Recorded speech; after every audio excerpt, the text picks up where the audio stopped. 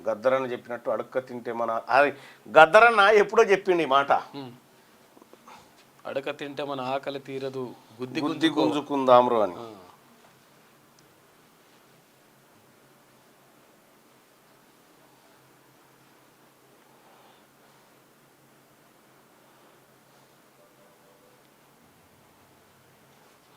గద్దరన్న అప్పుడు ఏం చెప్పినా చూడరి.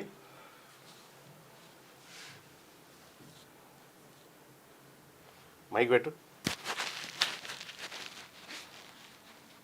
వస్తుందా నెట్? ఏమైనా ఇబ్బంది ఉందా?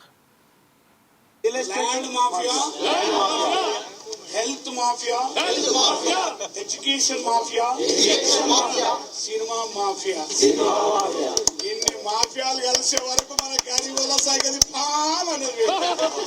This is the conspiracy.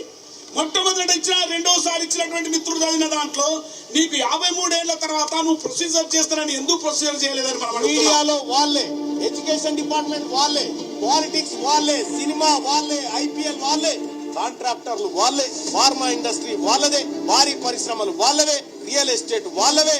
మేము ఏడున్నాం సార్. ఇంకా మా బీసీలకు కంట్రోల్ బియ్యం, ఇందిరా మిల్లు, 2000 పింఛన్, ఆరోగ్యశ్రీ కార్డు, సస్తే రైతు బిల్లు. ఈ రాజ్యాంగం మాకు చెప్తా ఉంది, మిమ్మల్ని పైకి తీసుకొస్తామని చెప్తా ఉన్నది. ఈ బిల్లు ద్వారా పోయి 42% రిజర్వేషన్ వస్తుందా అధ్యక్ష? గుండె మీద చేసుకొని చెప్పమని ఇక్కడ ఉన్న వాళ్ళని. ఇది సాధ్యమయ్యేదేనా? ఎంతవరకు సాధ్యం అని చెప్పడం ఒకసారి ఆలోచన చేయండి అధ్యక్ష. ఇది ప్రజలను మభ్య పెట్టడానికి కాకపోతే దేనికోసం అధ్యక్ష? ఇది రాజకీయాల కోసం కాదా? అందుకే ఈ వేదిక నేను చెప్తా ఉన్నా అధ్యక్ష, ఈ వాటాల ద్వారానో, ఈ కోటాల ద్వారానో కాదు అధ్యక్ష, ఈ తెలంగాణ రాష్ట్రంలో, ఈ దేశంలో బీసీలు అధికారంలోకి వచ్చినప్పుడే వాళ్ళ బతుకులు మారుతాయని తమ ద్వారా తెలియజేసుకుంటూ, గద్దరన్న ఆలోచనను ఇగో నిన్న వాళ్ళ ఇంటికి పోయి పరామర్శించడం జరిగింది. బట్టే జానయ్య యాదవ్ గారు, నేను, హరిశంకర్ గౌడ్ గారు, ఇట్లా బోదేలి యాదవ్ గారు అందరం కూడా పోవడం జరిగింది.